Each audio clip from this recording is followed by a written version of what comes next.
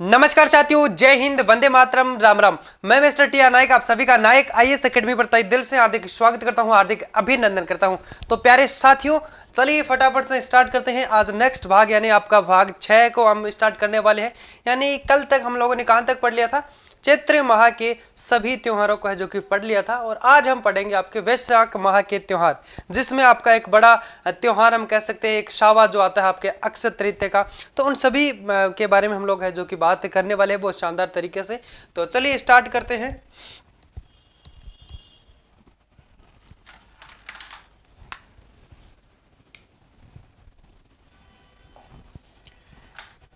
तो आप लोगों ने अगर पीछे का जो भी वीडियो है अगर नहीं देखा है तो आप लोग है जो कि देख सकते हैं। आज ये आपके त्योहार व मेले के अंदर है जो कि कौन सा वीडियो रहेगा, भाग नंबर 6। आज से 5 से पहले है जो कि हम लोग पढ़ चुके हैं। तो आज के सेशन में हम जो कि आपके वैशाख माह के त्योहार भी पढ़ लेंगे, वैशाख के बाद में ज्येष्ठ के भी पढ़ लेंगे और आषाढ़ के भी पढ़ लेंगे। और हमारा जो त्योहार जो हिंदू माह के जो त्योहार है वो तो खत्म हो जाएगी। बाकी हम लोग है जो कि आपके मुस्लिम माह के त्योहार भी हम लोग है जो कि पढ़ेंगे। जैन धर्म के त्योहार है उन सब के बारे में हम जो ईसाई धर्म के त्योहार सब के बारे में हम लोग है जो कि बातें करने वाले हैं। तो चलिए शुरू करते हैं। हेडिंग लगाइए वैशाख माह। क्या लगाना है? वैशाख माह। इसके अंदर क्या करना है आपको, जो प्रमुख रूप से जो मेले बढ़ते हैं उनके बारे में भी थोड़ा सा बात कर लेते हैं। तो यहाँ पे कृष्ण पक्ष के अंदर आपका एक मेला आता है, धींगा गवर। क्या आता है? धींगा गवर। इसके बारे में पढ़ें तो ये जो धींगा गवर है ये आपके मूल रूप से तो ये आपके मारवाड़ क्षेत्र का प्रसिद्ध है। कहाँ का प्रसिद्ध है? मारवाड़ क्षेत्र, जो कि आपके जोधपुर का हम कह सकते हैं। और इसको मेवाड़ के अंदर इसकी जो शुरुआत है वो महाराणा राज सिंह के द्वारा है जो कि की गई थी। अब ये कब आता है? ये आपके धींगा गंवर ये जो मेला बढ़ता है ये कब बढ़ता है? हम कह सकते हैं वैशाख कृष्ण तृतीया को। चलो इसके बारे में लिख ही लेते हैं ना, वैशाख कृष्ण तृतीया को धींगा गौर मेला। चलो ये लिख लेते हैं, वैशाख कृष्ण तृतीया। वैशाख कृष्ण तृतीया कब आता है? ये वैशाख कृष्ण तृतीया। अब जोधपुर के अंदर एक प्रसिद्ध मेला बढ़ता है, क्या नाम से है? धींगा गंवर बेंतमार मेला, है ना। धींगा गंवर बेंतमार मेला।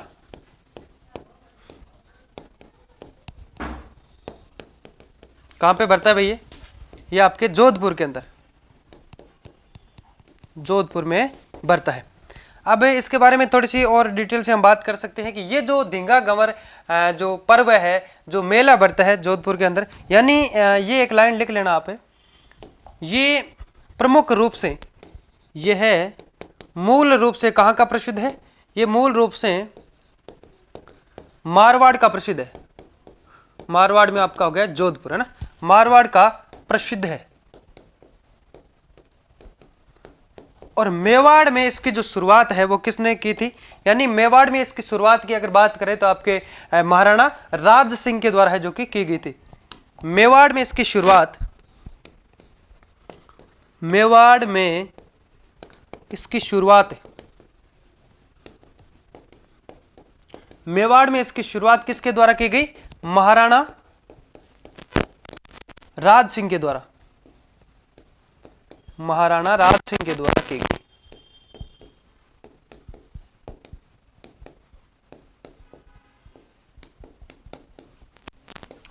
गई। तो इसमें केवल इतना याद रखना है, वैशाख माह के अंदर आपके कृष्ण पक्ष के अंदर, है ना, कृष्ण पक्ष के अंदर है जो कि क्या आता है? केवल एक मेले के बारे में आप बात कर सकते हैं, धींगा गंवर, है ना। तो ये आपके वैशाख कृष्ण तृतीया के दिन आता है। तो इसमें हम कह सकते हैं कि एक जो मेला बढ़ता है जोधपुर, आपके मारवाड़ क्षेत्र में जोधपुर के अंदर है जो कि धींगा गंवर बेंतमार मेला, है ना। तो ये आपके जोधपुर के अंदर है। और इसको मेवाड़ के अंदर जो शुरुआत करने वाले जो हम कह सकते हैं जो राजा थे, महाराजा थे, जो शासक थे, उनका नाम है आपके महाराणा राज सिंह ने है जो कि इसको मेवाड़ के अंदर है जो कि क्या किया था? शुरुआत भी किया था। कौन सा मेला? बेंतमार मेला, है ना। धींगा गंवर बेंतमार मेला। अब उसके बाद में हम कह सकते हैं आपके शुक्ल पक्ष के अंदर, वैशाख में शुक्ल पक्ष,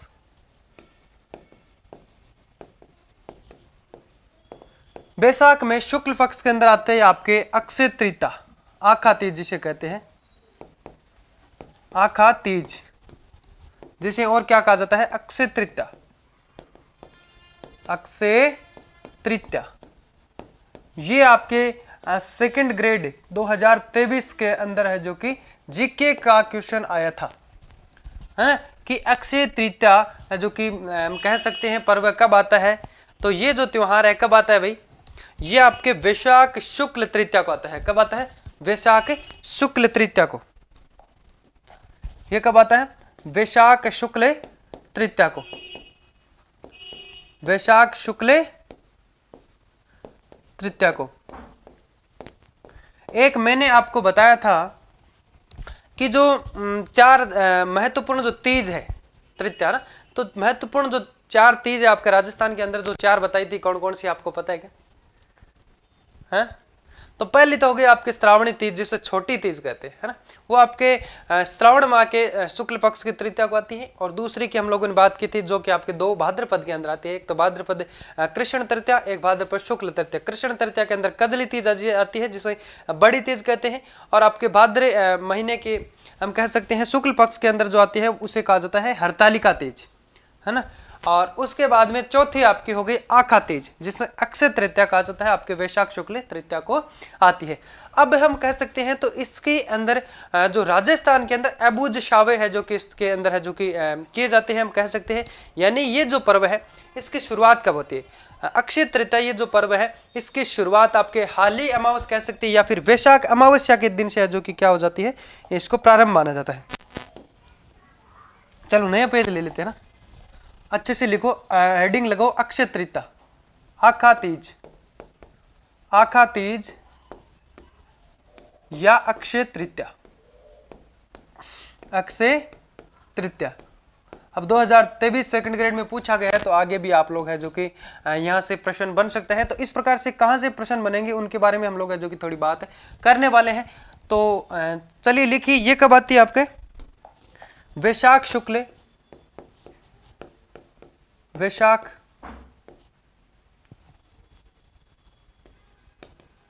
शुक्ल, वैशाख शुक्ल तृतीया, ठीक है। अब आका तीज नाम है तो तृतीया को आएगी।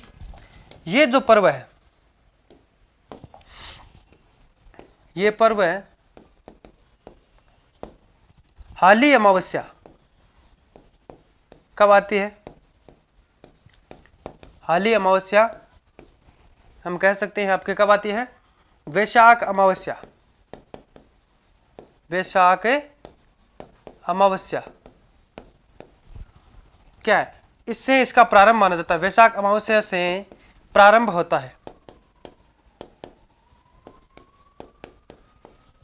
ये अक्षय तृतीया का है, जो कि इसका जो हम कह सकते हैं ये पर्व है, जो कि कब से प्रारंभ माना जाता है, हाली अमावस्या, या फिर हम कह सकते हैं वैशाख अमावस्या से इसका जो कि ये प्रारंभ होता है। क्या होता है, ये प्रारंभ है, होता है, हम कह सकते हैं होती।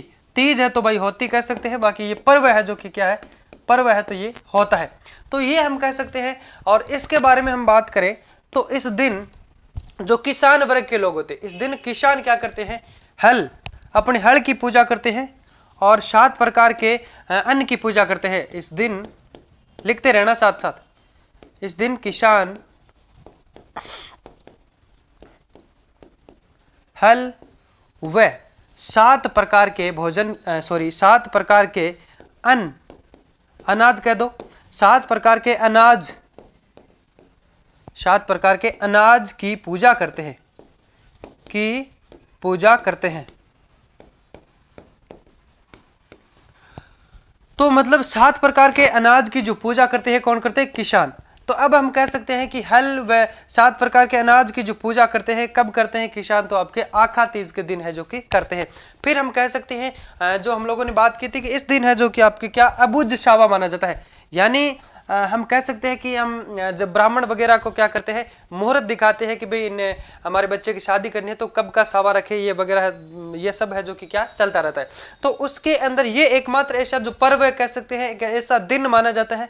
तो इसके दिन है जो कि क्या है आपके, हम कह सकते हैं सावा पूछने की जरूरत नहीं है। इस दिन है जो कि कोई भी किसी का भी शादी विवाह करो, मतलब क्या होता है इसके अंदर सावा पूछने की जरूरत ही नहीं रहती है, मतलब ये शुभ ही माना जाता है ना। तो इसके अंदर क्या आपके अबुज शावा माना जाता है, क्या माना जाता है, अबुज शावा। तो यहां पे लिख सकते हो अबुज शावा, अबुज शावा, अबुज शावा इस दिन माना जाता है। किसी को पूछने की जरूरत नहीं है, यानी किसी का अगर मुहूर्त आ नहीं रहा है कि भाई इसका तो मुहूर्त आ नहीं रहा है, तो इस दिन उसका लपेटे में ले लेना है ना।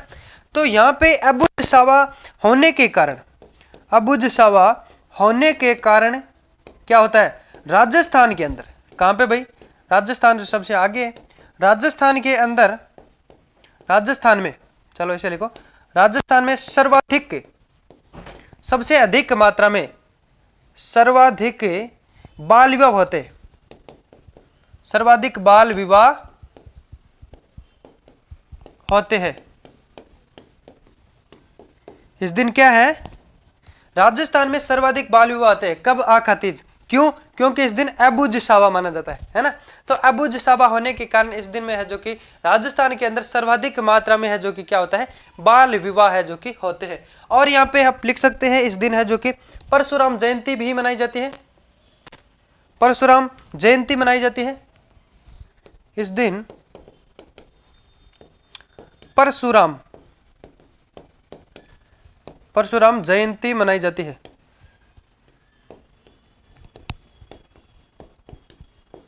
इस दिन परशुराम जयंती मनाई जाती है। और आप लिख सकते हैं कि इस दिन आपके बीकानेर व उदयपुर, बीकानेर व उदयपुर की क्या है, इस दिन स्थापना दिवस मनाया जाता है।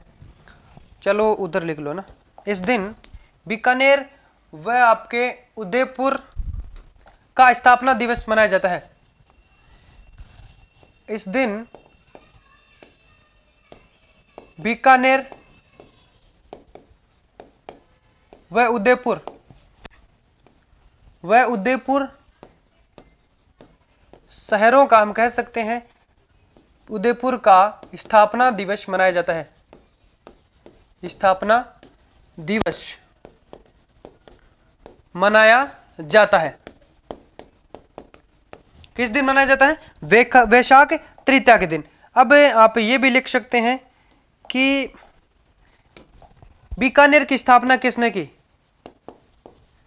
बीकानेर स्थापना किसने की थी, 1488 ईस्वी में। किसने की थी, राव बीका ने, राव बीका ने की थी। किसने की थी, बीकानेर की स्थापना 1488 में है जो कि किसने की थी, राव बीका ने। अब हम कह सकते हैं आपके जो कि उदयपुर की है ना, उदयपुर की स्थापना किसने की, 1559 में, 1559 ईस्वी में महाराणा उदय सिंह ने की थी। किसने की थी, महाराणा उदय सिंह ने, महाराणा उदय सिंह ने। तो ये याद रखना है ना। तो आपके एक तो बीकानेर व उदयपुर की है जो कि अक्षय तृतीया के दिन क्या किया जाता है भाई, स्थापना दिवस के रूप में है जो कि मनाया जाता है। अब हम कह सकते हैं भारत के अंदर, सॉरी, बीकानेर का है जो कि स्थापना आपके किसने बसाया था, हम कह सकते हैं, या फिर किसने स्थापना की थी, राव बीकानेर जी की थी, आपके 1488 के अंदर है जो कि की गई।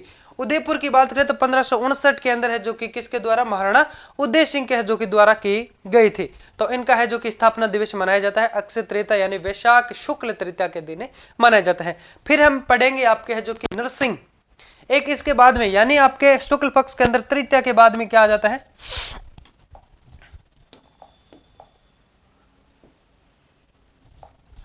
चलो अब लिखो, तृतीया के बाद में हम कह सकते हैं आपके नरसिंह चतुर्दशी है ना, जिसे कहा जाता है नरसिंह चतुर्दशी, नरसिंह चतुर्दशी। ये क्यों मनाया जाता है भाई, नरसिंह चतुर्दशी, इसके बारे में अगर हम बात करें, यह कब आता है आपके वैशाख, वैशाख शुक्ल, वैशाख शुक्ल भाई, चतुर्दशी है तो 14 को आएगी है ना, तो इसलिए हम यहाँ पे 14 लिख लो सीधा ना। तो वैशाख शुक्ल 14 को है जो कि आती है। इस दिन क्या हुआ था, इस दिन भगवान विष्णु ने, इस दिन भगवान विष्णु ने क्या किया था? इस दिन भगवान विष्णु ने प्रहलाद के पिता हिरण्यकश्यप, प्रहलाद के पिता यानी हम कह सकते हैं इस दिन भगवान विष्णु ने कश्यप को मारने के लिए क्या किया था? नरसिंह का रूप लिया था, हम कह सकते हैं, या फिर नरसिंह का अवतार लिया था। नरसिंह का अवतार लिया था।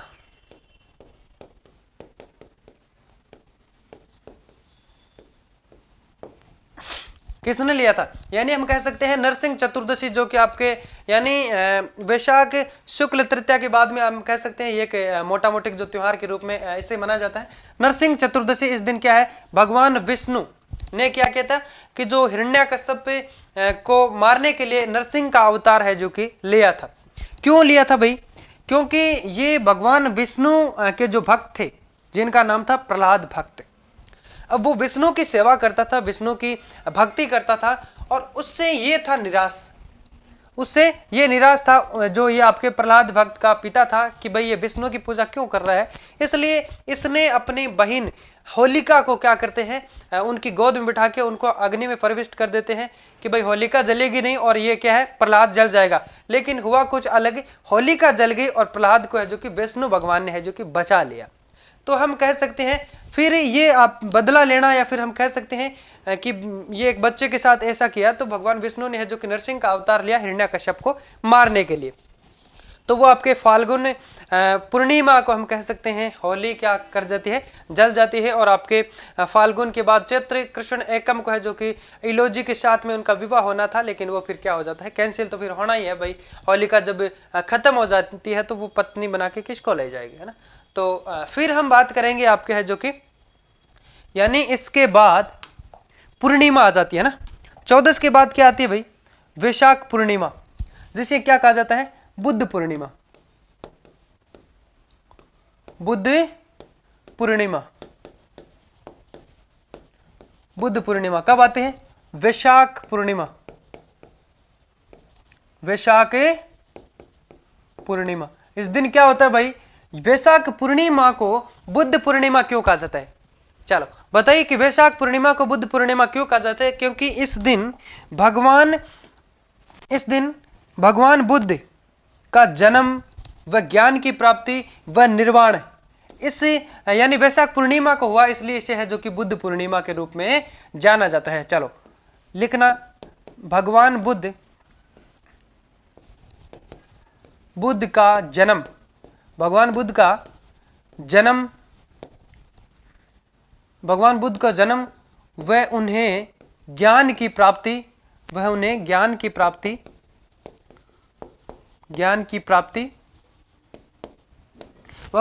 प्राप्ति और निर्वाण और उनका निर्वाण का मतलब मृत्यु, वह उनका निर्वाण वैशाख पूर्णिमा को कब होता है? वैशाख पूर्णिमा को होता है, इसलिए इसे क्या कहा जाता है? इसलिए इसे बुद्ध पूर्णिमा कहा जाता है। इसलिए इसे क्या कहा जाता है? बुद्ध पूर्णिमा कहा जाता है। तो आपको समझ में आ गया होगा, यानी ये 3 चीज है जो कि आपके बुद्ध भगवान का जन्म, ज्ञान की प्राप्ति, वह क्या हो जाता है? उनका मृत्यु यानी निर्वाण, ये सब क्या हो जाता है? आपके वैशाख पूर्णिमा के दिन होता है। तो हम कह सकते हैं इसको है जो कि बुद्ध पूर्णिमा के रूप में है जो कि इसे कहा जाता है। अब हम करें कि बुद्ध पूर्णिमा के दिन, एक तो आपके 1974 व 1998 के अंदर, चलो ये भी लिखना, 2 परीक्षण किए गए थे। कहां पे? पोखरण। एक तो आपके यानी बुद्ध पूर्णिमा के दिन, ये ऐसे लिख लो,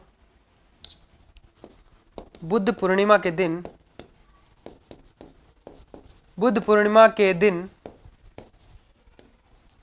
एक तो आपके 1974, एक 1998। 1974 व 1998 में क्या किया गया? 1998 में पोखरण में क्या किया गया? परमाणु बम का, है ना, परमाणु परीक्षण किया गया। परमाणु परीक्षण किया गया कहां पे? पोखरण के अंदर। तो उस अभियान का जो नाम है वो क्या दिया? स्माइलिंग बुद्धा। चलो लिखना, ये परीक्षण किया गया, इस अभियान का नाम, इस अभियान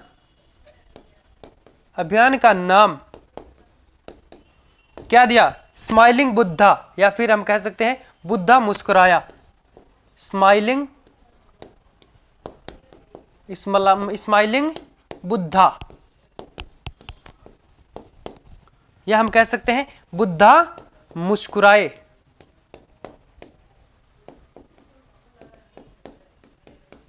बुद्धा मुस्कुराए। तो ये आप पे थोड़ा याद रखना यहाँ पे है जो कि, और हम बात करेंगे जैसे कि आपके भगवान बुद्ध पूर्णिमा यानी वैशाख पूर्णिमा को है जो कि आपके इसको पीपल पूर्णिमा के रूप में भी है जो कि जाना जाता है, क्योंकि इस दिन है जो कि पीपल वृक्ष की पूजा की जाती है। चलो ये भी लिख सकते हैं आप, इसे पीपल पूर्णिमा भी कहते हैं, इसे पीपल पूर्णिमा भी कहा जाता है। क्यों कहा जाता है? क्योंकि पीपल पूर्णिमा क्यों कहा जाता है भाई? क्योंकि इस दिन पीपल नामक वृक्ष की पूजा की जाती है। पीपल वृक्ष की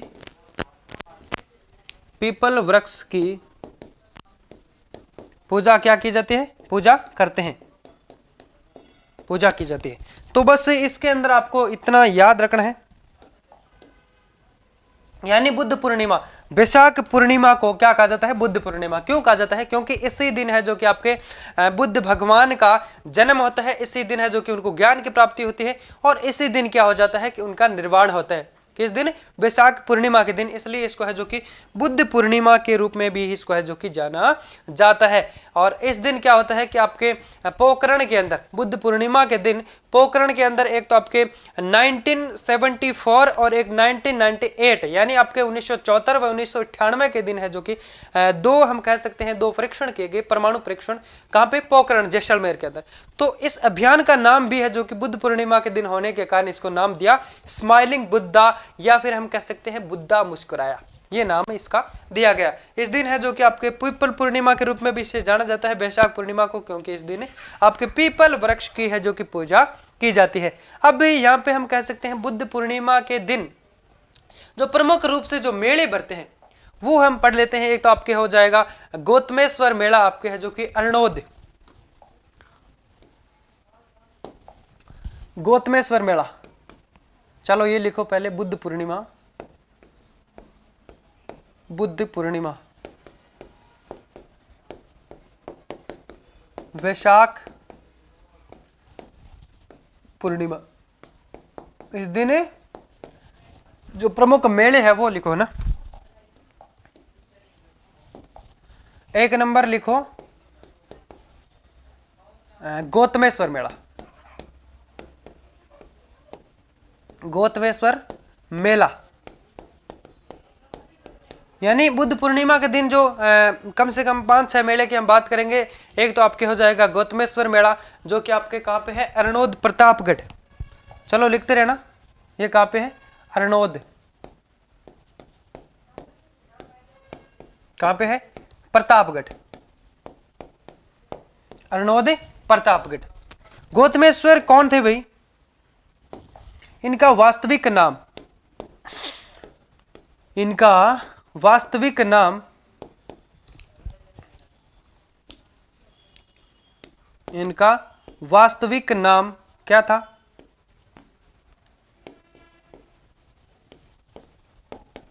भूरिया बाबा। इनका वास्तविक नाम था भूरिया बाबा। अब तो आपको याद आ गया होगा कि गौतमेश्वर कौन है ना, भूरिया बाबा। तो ये हम कह सकते हैं ये आपके मीणों के इष्ट देवता कहलाते हैं, मीणों के इष्ट देवता कहलाते हैं, इष्ट देवता कहलाते हैं। मीणों के इष्ट देवता कौन कहलाते हैं? भूरिया बाबा, जिनको क्या नाम से है, जो कि वास्तविक नाम तो उनका भूरिया बाबा था, लेकिन वर्तमान में हम कह सकते हैं गौतमेश्वर के रूप में है, जो कि उनको माना जाता है, जाना जाता है। और उनका जो प्रमुख मेला कब बढ़ता है? बुद्ध पूर्णिमा के दिन। कहां पे? अरनोद प्रतापगढ़।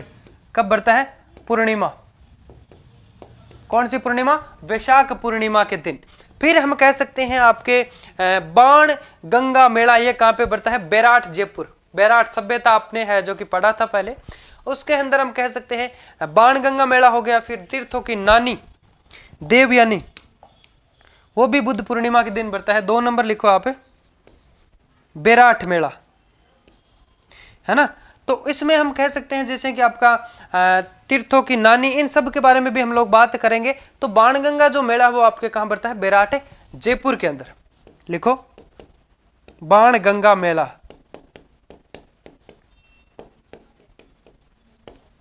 ये केवल इतना याद रखना कि ये कहां पे बढ़ता है? बैराठ। बैराठ कहां पे है? जयपुर। जो हिस्ट्री में आपने पढ़ा होगा 2nd ग्रेड के अंदर जो टॉपिक दिया गया है, 4 सभ्यता, बेणेश्वर, बैराठ, वह आपके आहड़ और कालीबंगा, गणेश्वर, बैराठ। चलो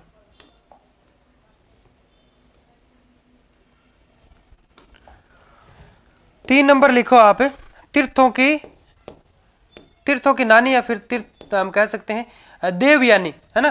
तीर्थों की नानी जिसे कहा जाता है वो आपके कौन से है? देवयानी। जो आपके देवयानी तीर्थों का जो मेला बढ़ता है वो कहां पे है? आपके सांबर, जयपुर, जहां पे शाकंभरी माता का मंदिर है। क्या लिखना है यहां पे? देवयानी, देवयानी तीर्थ मेला, देवयानी तीर्थ मेला, जिसे हम कह सकते हैं शाकंभरी माता का यहाँ पे मंदिर है। और इससे है जो कि क्या कहा जाता है? तीर्थों की नानी भी कहा जाता है, क्योंकि एक बार अकाल के समय इन्होंने है जो कि लोगों के खाने के लिए शाक सब्जियां व कंदमूल वगैरह क्या है उत्पन्न किए थे, इसलिए है जो कि क्या शाकंभरी माता के नाम से इन्हें है जो कि जाना जाता है। ये कहां पे है? सांबर। सांबर कहां पे है? जयपुर। सांबर झील के किनारे हम कह सकते हैं ये आपके मेला भरता है, मेला।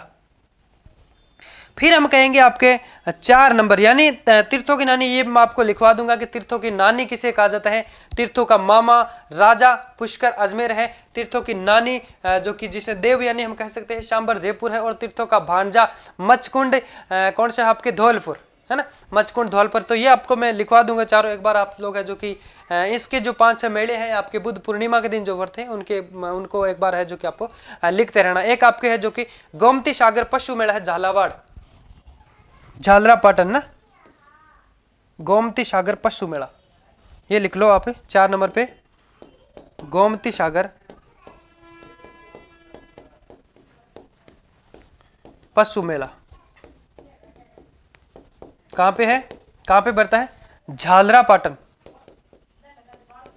झालरापाटन। कहां पे है? झालावाड़।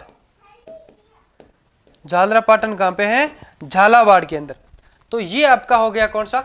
4 मेले हम लोगों ने लिख लिए। तो एक बार है जो कि आप 2 मेले और लिख सकते हैं बुद्ध पूर्णिमा के दिन। एक तो आपके मातृकुंडिया पशु जो कि मातृकुंडिया मेला आपके है जो कि रासिम चित्तौड़ के अंदर, जिससे है जो कि आपके राजस्थान व मेवाड़ का हरिद्वार कहलाता है, वो है ना। राजस्थान व मेवाड़ का हरिद्वार कहलाने वाला जो मेला है बुद्ध पूर्णिमा वैशाख पूर्णिमा के दिन बढ़ता है, जिसे कहा जाता है मातृकुंडिया मेला, रासिम चित्तौड़। चलो लिख लो आप ये भी 5 नंबर लगा के, मातृकुंडिया, मातृकुंडिया मेला कहां पे बढ़ता है? ये रासिम चित्तौड़। कहां बढ़ता है? राशि में चित्तौड़ में, जिसे क्या कहा जाता है? मेवाड़ व राजस्थान का हरिद्वार, जिसे राजस्थान व मेवाड़ का क्या कहा जाता है? हरिद्वार कहा जाता है, हरिद्वार कहलाता है, ऐसे लिख सकते हो, जो राजस्थान व मेवाड़ का हरिद्वार कहलाता है।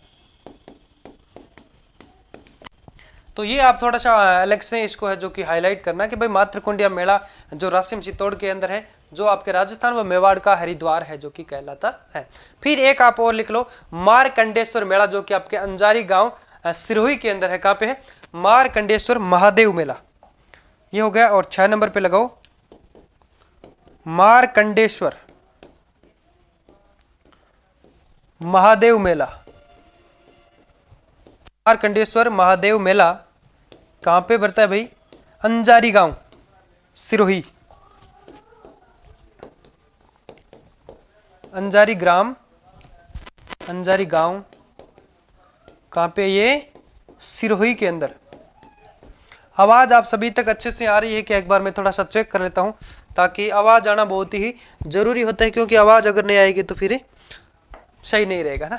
तो ये आप 6 चीज है जो कि 6 मेले आप इसके अंदर याद कर सकते हैं, वैशाख पूर्णिमा के दिन भरते हैं। यानी एक तो आपके गौतमेश्वर मेला जो कि आपके अरनोद प्रतापगढ़ के अंदर भरता है। इनका वास्तविक यानी हम कह सकते हैं गौतमेश्वर का जो वास्तविक नाम क्या था? भूरिया बाबा।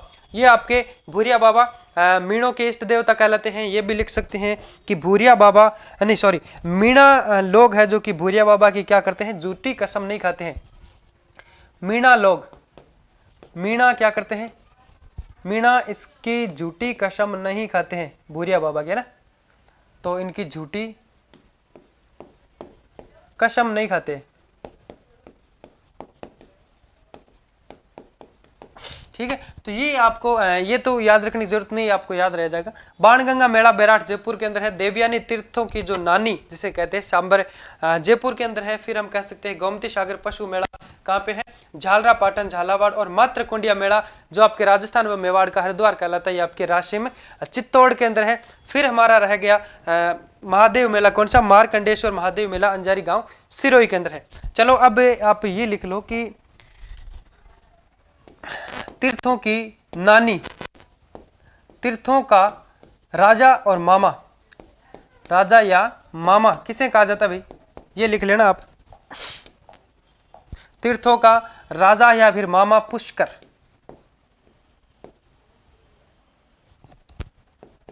पुष्कर अजमेर, पुष्कर अजमेर को क्या कहा जाता है? तीर्थों का राजा या फिर तीर्थों का मामा। फिर पढ़े आप तीर्थों का भांजा, तीर्थों का भांजा कौन सा होगा? मचकुंडिया।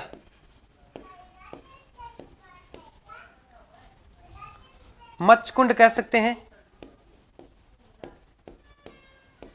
मचकुंड कहां पे है? धौलपुर। मचकुंड धौलपुर को कहा जाता है। फिर आप लिखो जो शांबर के बारे में अभी हम लोगों ने बोला था, शाकंभरी माता, तीर्थों की नानी, तीर्थों की नानी, तीर्थों की नानी देवयानी है ना। तीर्थों की नानी किसे कहा जाता है? सांबर जयपुर को। ठीक है, बस ये 3 चीज आपको है जो कि याद रखनी है।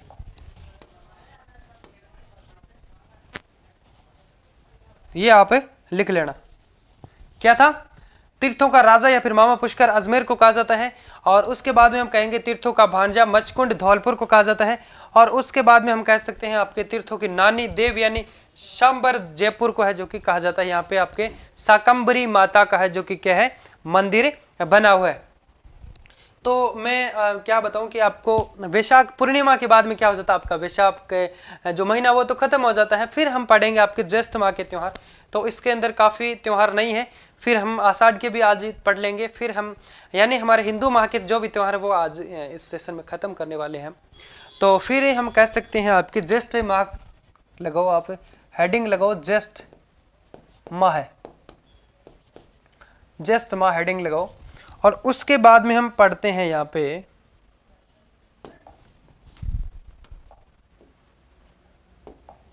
इधर है जो कि आपके कृष्ण पक्ष के अंदर एक त्योहार आता है जिसे हम कहते हैं वट अमावस्या। क्या आती है? चलो लगाओ वट अमावस्या। एक त्योहार आता है इसमें वट अमावस्या। इस दिन क्या की जाती है? वट या बरगद वृक्ष की पूजा की जाती है। इस दिन वट या बरगद वृक्ष की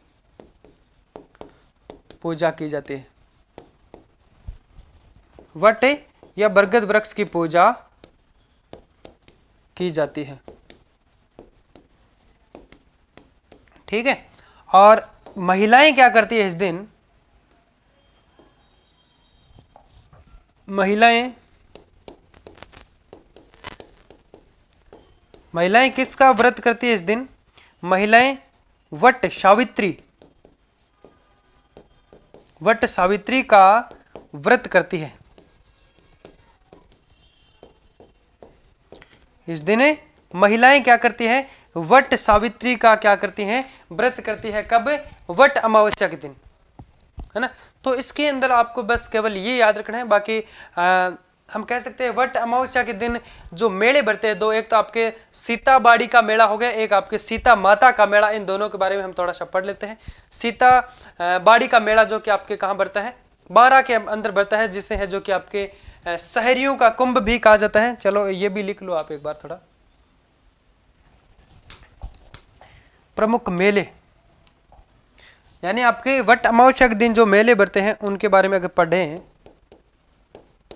तो एक तो होगा आपका, एक नंबर लगा के लिखो, सीता बाड़ी मेला। कहां पे बढ़ता है ये? 12 के अंदर। इसे क्या कहा जाता है? शहरियों का कुंभ कहा जाता है। इसे शहरियों का कुंभ कहा जाता है। शहरियों का कुंभ, ये शहरियों का कुंभ कहलाता है या फिर शहरियों का कुंभ कहा जाता है। इसे शहरियों का कुंभ कहा जाता है। ये मेला कहां बढ़ता है भाई? ये वाल्मीकि के आश्रम में बढ़ता है। ये मेला कहां बढ़ता है? वाल्मीकि के आश्रम में भरता है। ये मेला कहां बढ़ता है? वाल्मीकि के आश्रम में बढ़ता है, सीता बाड़ी मेला। अब हम पढ़ लेते हैं आपके सीता माता का मेला जो कि आपके कहां पे है? प्रतापगढ़ के अंदर, है ना। सीता माता का मेला जो कि आपके कहां पे है? प्रतापगढ़ के अंदर है। अरे मतलब ये भरता कहां पे है? चलो ये भी लिख देते हैं हम, सीता माता का मेला। चलो एक बार इधर लिख लेते हैं, फिर हम मिटा देंगे, है ना। 2 नंबर लगा के लिखो, सीता माता का मेला। सीता बाड़ी का पढ़ लिया, अब लिखो सीता माता का मेला। कहां पे बढ़ता है ये? प्रतापगढ़ में। ठीक। फिर लिखो आप, ये कहां बढ़ता है? सीता माता वन्य अभ्यारण्य में। वन्य अभ्यारण्य में बढ़ता है। बस इतना याद रखना आपको। वट अमावस्या के दिन कब आते हैं? ज्येष्ठ माह की जो अमावस्या है इस दिन है, जो कि हम कह सकते हैं कृष्ण पक्ष के अंदर है, जो कि आपके वट अमावस्या वो तो आपके कृष्ण पक्ष के अंदर आएगी। तो वट अमावस्या के दिन है जो कि क्या करते हैं? वट व बरगद, हम कह सकते हैं बरगद वृक्ष की पूजा करते हैं। और इस दिन महिलाएं क्या करते हैं? वट सावित्री का है जो कि व्रत करती है। मेले की बात करें, सीताबाड़ी का मेला हो गया जो कि आपके कहाँ पे बढ़ता है? 12 के अंदर, जिसे शहरियों का कुंभ कहा जाता है। और आपके वाल्मीकि के अंदर है जो कि वाल्मीकि आश्रम में बढ़ता है। और आपके एक हो जाएगा सीता माता का मेला जो कि आपके सीता माता वन्य अभ्यारण्य के अंदर बढ़ता है। कहाँ पे बढ़ता है? प्रतापगढ़ के अंदर। ठीक है। तो इसमें है जो कि केवल आपको है जो कि इतना ही ध्यान रखना है। फिर हम पढ़ेंगे आपके शुक्ल पक्ष के अंदर आपके प्रताप जयंती पढ़ेंगे, गंगा दशमी पढ़ेंगे। और हम कहेंगे आपके है जो कि यानी कृष्ण पक्ष के अंदर आप केवल है जो कि वट अमावस्या का ही आपको याद रखना है। फिर हम पढ़ते हैं आप ज्येष्ठ माह में शुक्ल पक्ष, है ना। शुक्ल पक्ष के अंदर जो कौन कौन से आते हैं आपके? एक तो हो जाएगा प्रताप जयंती, है ना। और दूसरा लिखो आप गंगा दशमी। और तीसरा लिखो आप निर्जला एकादशी, निर्जला एकादशी, निर्जला 11 जिसे कहते हैं, एकादशी। ठीक है, तो ये 3 आपको है जो कि शुक्ल पक्ष के अंदर पढ़ना है। फिर हम पढ़ेंगे आषाढ़ माह के त्योहार, है ना। तो ये हम कह सकते हैं, पहले ले आप इसको प्रताप जयंती को पढ़ते हैं ना, हेडिंग लगाओ यहाँ पे प्रताप जयंती, प्रताप जयंती। तो इस दिन क्या होता है, महाराणा प्रताप का जन्म दिवस के रूप में मनाते हैं। जन्म कहां पे हुआ था उनका, कुंभलगढ़ दुर्ग के अंदर है, जो कि हम कह सकते हैं बादल महल, कुंभलगढ़ दुर्ग में हुआ था इनका जन्म। कुंभलगढ़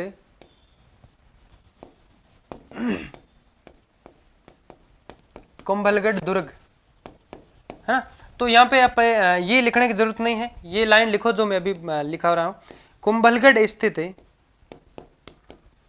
कुंभलगढ़ स्थित बादल महल में ना, कुंभलगढ़ स्थित बादल महल में, बादल महल में प्रताप का, हम कह सकते हैं महाराणा प्रताप का जो जन्म कब हुआ था, यानी कुंभलगढ़ स्थित बादल महल में 9 मई 1540 में, 9 मई 1540, यानी हम कह सकते हैं 9 मई 1540, या फिर हम कह सकते हैं ज्येष्ठ शुक्ल आपके ये तीज को, है ना, तृतीया को आता है, ज्येष्ठ शुक्ल तृतीया को, या फिर विक्रम संवत के हिसाब से हम बात करें तो आपके 1597, विक्रम संवत के हिसाब से बात करें तो 1597 में किसका, महाराणा प्रताप का जन्म हुआ, महाराणा प्रताप का जन्म हुआ, है ना। तो ये हो जाएगा आपका, जैसे यहाँ पे मैंने लिखा नहीं था, ये आपके ज्येष्ठ शुक्ल तृतीया को आता है, ये आपको 10वीं को आता है, और ये आपको एकादशी का मतलब 11 आ गया।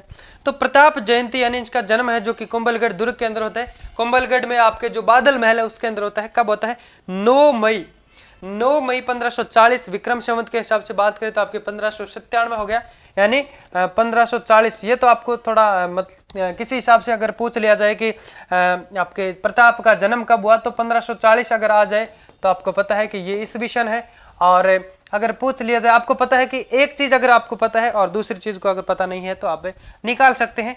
और इसके अंदर अगर विक्रम संवत आपको ज्ञात करना है तो उसमें 57 ऐड करना है, तो आपके क्या हो जाएगा 97, है ना। तो बिल्कुल इस प्रकार से आप जो कि तैयारी कर सकते हैं। और ज्येष्ठ शुक्ल है जो कि तृतीया के दिन क्या होता है, आपके जो महाराणा प्रताप का क्या है जन्म होता है। फिर हम पढ़ेंगे आपके गंगा दशमी, चलो चेंज कर लेते हैं पॉइंट, गंगा दशमी। गंगा दशमी कब मनाई जाती है, ये आपके ज्येष्ठ शुक्ल दशमी को, दशमी है तो दशमी को मनाई जाएगी, शुक्ल दशमी को। इस दिन क्या किया जाता है भाई, गंगा जल की पूजा की जाती है। इस दिन गंगा जल की पूजा की जाती है।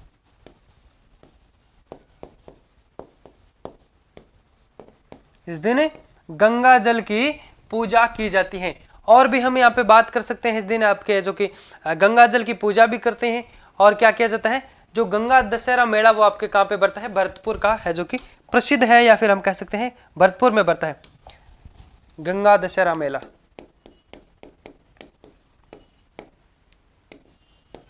गंगा दशहरा मेला कहाँ पे बढ़ता है, भरतपुर के अंदर। कब बढ़ता है, ये आपके गंगा दशमी के दिन, यानी ज्येष्ठ शुक्ल दशमी के दिन। फिर पढ़ो आप निर्जला 11, ये हो गया। इसके बाद में हम पढ़ेंगे यहाँ पे निर्जला 11।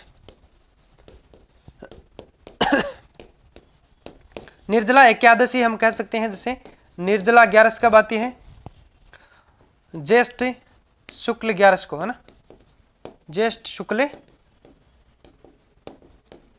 11, है ना। तो ज्येष्ठ शुक्ल 11 को है जो कि आपके क्या कहलाते हैं, निर्जला 11। इस दिन क्या होता है, इस दिन महिलाएं क्या करती हैं, बिना जल पिए, है ना, जो व्रत करते हैं उसे क्या कहा जाता है, निर्जला 11। और इसको है जो कि आपके भीम 11 भी कहा जाता है, क्योंकि इसको सबसे पहले भीम ने किया था। और मारवाड़ क्षेत्र में, मारवाड़ क्षेत्र के अंदर है जो कि इसे आम 11 भी कहा जाता है, क्योंकि एक वसंत हम कह सकते हैं, एक ऋतु ऐसी होती है उस दिन है जो उस टाइम आम का काफी ज्यादा है जो कि चलन हो जाता है। तो यहाँ पे मारवाड़ क्षेत्र की तरफ हम जो कह सकते हैं, जोधपुर की तरफ है जो कि इसे क्या कहा जाता है, आपके आम 11 भी है जो कि इसे कहा जाता है। बिना जल लिए ना, तो ये आप लिखने की जरूरत नहीं है। बिना निर्जला, निर्जला का मतलब क्या, बिना जल पिए क्या करते हैं, व्रत करते हैं। इसे भीम 11 भी कहते हैं, भीम 11। भीम 11 क्यों कहते हैं, क्योंकि सबसे पहले इसको है जो कि भीम ने किया था, भीम 11। और क्या कहा जाता है, मारवाड़ में, मारवाड़ में इसे क्या कहा जाता है, आम 11 भी कहा जाता है, 11 भी कहा जाता है। ठीक है, बस इतना याद रखना। निर्जला 11 के अंदर जिसे भीम 11, क्योंकि भीम ने सबसे पहले इसको किया था इसलिए भीम 11 वह आपके है जो कि कौन सा, आम 11 भी इसे है जो कि कहा जाता है। फिर हम पढ़ेंगे आपके आषाढ़ माह के अंदर जो पूर्णिमा आती है, सॉरी आषाढ़ माह के अंदर है जो कि हम ज्येष्ठ माह हमारा खत्म हो जाता है, अब पढ़ेंगे हम आषाढ़ माह। तो ज्यादा नहीं है इसके अंदर, पढ़ लेते हैं। आषाढ़ माह है, हेडिंग लगो आषाढ़ माह, आषाढ़ माह के त्योहार। जिस दिन एक लाइन हम लिखते हैं साथियों की, आपके आषाढ़ में योग कर देव सोए और कौन उठे, गुरु जागे। आषाढ़ में, आषाढ़ में योग कर देव सोए, आषाढ़ में योग कर, योगिनी जो आपकी क्या आ जाती है, एकादशी, योग कर देव सोए और कौन जागे, और गुरु जागे। गुरु जागे से क्या हो जाएगा, गुरु पूर्णिमा। यहां पे भी हम गुरु पूर्णिमा पढ़ने वाले हैं। और एक आपके कार्तिक माह में भी हमने गुरु पूर्णिमा पढ़ी थी। क्यों पढ़ी थी भाई वहां पे, और यहाँ पे गुरु पूर्णिमा भी है। तो इन दोनों में डिफरेंट क्या है, यानी ये तो आपके जो गुरुजन होते हैं जो आपको शिक्षा देते हैं, उन गुरुजनों की इसके अंदर जो कि क्या की जाती है, हम कह सकते हैं उनकी पूजा की जाती है। और उसमें हम कह सकते हैं वो गुरु नानक जो सिख धर्म के संस्थापक थे, गुरु नानक का उस दिन है जो कि जन्म होता है, आपके कब होता है, 1479 ईस्वी में है ना। तो उनको है जो कि गुरु पूर्णिमा है जो कि हम कह सकते हैं कार्तिक की पूर्णिमा के दिन है जो कि उनका जन्म दिवस के रूप में है जो कि मनाया जाता है, इसलिए उन्हें गुरु पूर्णिमा कहा जाता है। तो यहाँ पे क्या है, आषाढ़ में योग कर, आषाढ़ में योग कर देव सोए। तो इसमें है जो कि आपके आषाढ़ के अंदर एक तो योग से हो जाएगा योगिनी एकादशी, योगिनी एकादशी, योगिनी एकादशी। और कृष्ण पक्ष के अंदर केवल ये एक ही है, इसके बारे में पढ़ेंगे। और शुक्ल पक्ष के अंदर, शुक्ल पक्ष में क्या पढ़ेंगे, एक तो देव सोए, तो हमें पढ़ना पड़ेगा देव सैनी 11, देव सैनी 11, जिस दिन क्या करते हैं, देव सो जाते हैं। फिर हम पढ़ेंगे गुरु, गुरु से हो जाएगा आपका गुरु पूर्णिमा। बस ये तीन ही चीज हमें पढ़नी है आषाढ़ माह के अंदर। ठीक है, ये तीन चीज हमें आषाढ़ माह के अंदर पढ़नी है। तो चलिए लिख लेते हैं पहले इन सबको अलग अलग से। तो आपके इसके अंदर आषाढ़ माह में जो क्या था आपका, एक तो हम कह सकते हैं कि आपके जो एक तो योगिनी एकादशी था, उनको केवल आपको याद रखना है कि योगिनी जो एकादशी है वो आपके आषाढ़ माह के कृष्ण पक्ष के अंदर जो 11 है उस दिन है जो कि योगिनी एकादशी के रूप में माना जाता है। बाकी जो महत्वपूर्ण पॉइंट है आपका, एक तो देव सैनी 11, इसके बारे में पढ़ लेते हैं। देव सैनी 11,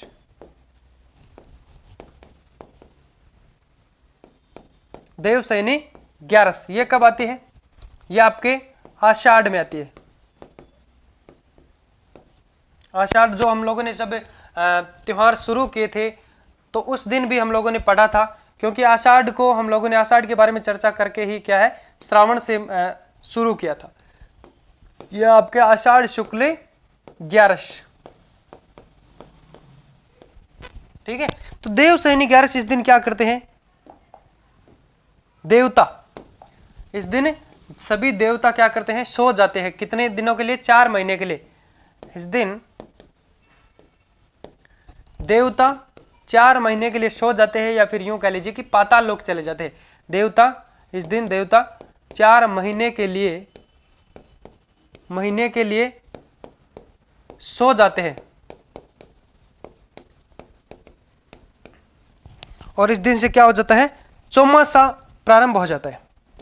इस दिन से चौमासा प्रारंभ हो जाता है, वह चौमासा प्रारंभ हो जाता है, और मांगलिक कार्य क्या हो जाते हैं? पूर्ण बंद हो जाते हैं। चौमासा प्रारंभ होता है, वह मांगलिक कार्य, शुभ कार्य, मांगलिक कार्य यानी शादी विवाह जो भी मांगलिक कार्य है, तो मांगलिक कार्य क्या हो जाते हैं? बंद हो जाते हैं। मांगलिक कार्य बंद हो जाते हैं।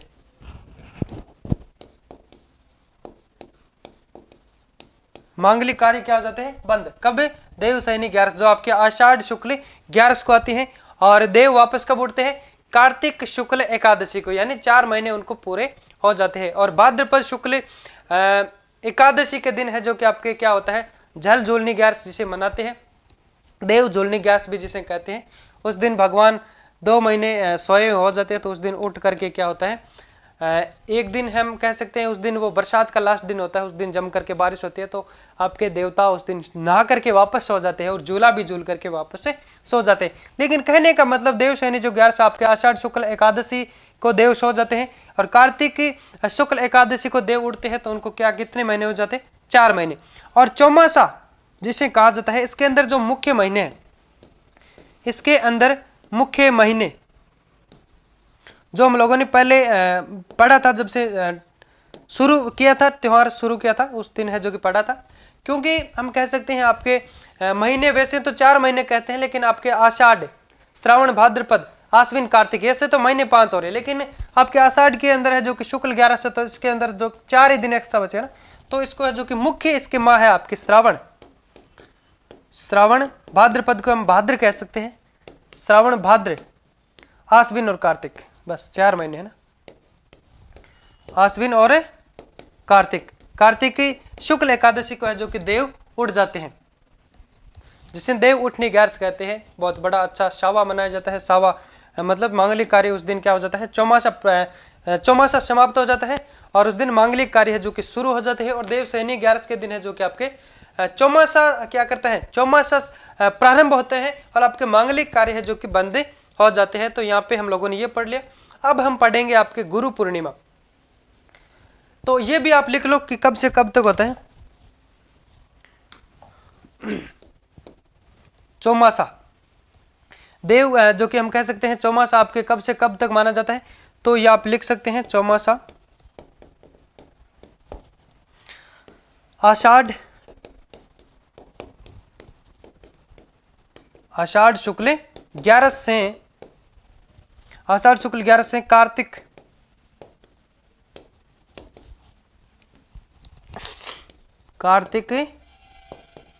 शुक्ल 11, कार्तिक शुक्ल पक्ष की 11, तो ये आपका चौमासा कहलाता है, आषाढ़ शुक्ल 11 से कार्तिक 11 तक। अब हम पढ़ लेते हैं आपके गुरु पूर्णिमा, है ना। गुरु पूर्णिमा हेडिंग लगाओ, गुरु पूर्णिमा। इस दिन वेद व्यास का है जो कि वेद व्यास का जन्म हुआ था, यानी हम कह सकते हैं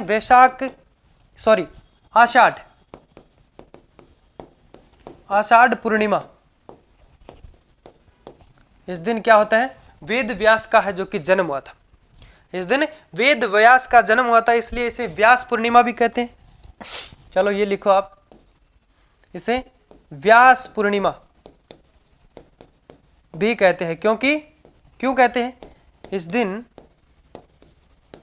वेद व्यास का जन्म हुआ था। वेद व्यास का क्या हुआ था? जन्म हुआ था। इस दिन गुरुजनों की पूजा की जाती है। इस दिन गुरुजनों की पूजा की जाती है और क्या किए जाते हैं, स्टेटस लगाए जाते हैं। और क्या किए जाते हैं, व्हाट्सएप पे स्टेटस लगाए जाते हैं कि हमारे प्यारे गुरु ये थे, हमारे वो थे, है ना। तो इस दिन आपके है जो कि आषाढ़ पूर्णिमा के दिन है, जो कि जो गुरु पूर्णिमा होती है साथियों, उस दिन क्या हो जाता है, इसे व्यास पूर्णिमा भी कहते हैं, क्योंकि वेद व्यास का इस दिन है जो कि जन्म हुआ था। इस दिन है जो कि गुरुजनों की पूजा की जाती है। और एक आपके है जो कि कार्तिक पूर्णिमा, जी जो भी हम लोगों ने पढ़ा था, कार्तिक पूर्णिमा, ये हम कह सकते हैं, इसको भी हम लोगों ने क्या किस नाम से पढ़ा था, गुरु पूर्णिमा। किस रूप में पढ़ा था, ये भी आपके गुरु पूर्णिमा है। इस दिन सिखों के हम कह सकते हैं, सिख धर्म के संस्थापक गुरु नानक जी का जो जन्म हुआ था, कब हुआ था, 1469 में, है ना, 1469 में। तो इनका जो जन्म दिवस है गुरु पूर्णिमा, कार्तिक पूर्णिमा के दिन है, जो कि गुरु नानक का जन्म दिवस मनाया जाता है, गुरु नानक जयंती जिसे कहते हैं। तो ये आपका गुरु पूर्णिमा है, जो कि व्यास पूर्णिमा जिसे कहते हैं, ये आपके आषाढ़ पूर्णिमा को आती है, और वो आपकी गुरु नानक जयंती है जो कि आपके कार्तिक पूर्णिमा को आती है। तो यहाँ पे साथियों हम कह सकते हैं, हमारे जो आषाढ़ माह के, यानी हमारे जो हिंदू वर्ष के जो साबी त्योहार है वो यहाँ पे खत्म हो जाते हैं। फिर हम पढ़ेंगे आपके सिख धर्म के जो भी त्योहार है वो पढ़ेंगे, जो प्रमुख त्योहार एग्जाम की दृष्टि से जो महत्वपूर्ण माने जाते हैं वो पढ़ेंगे, और ईसाई धर्म के पढ़ेंगे, और मुस्लिम धर्म के सभी त्योहार पढ़ने वाले हैं। तो एक नई क्लास में हम आएंगे, उससे पहले यानी तब तक के लिए एक छोटा सा क्या करते हैं, ब्रेक ले लेते हैं। बाय बाय, जय हिंद।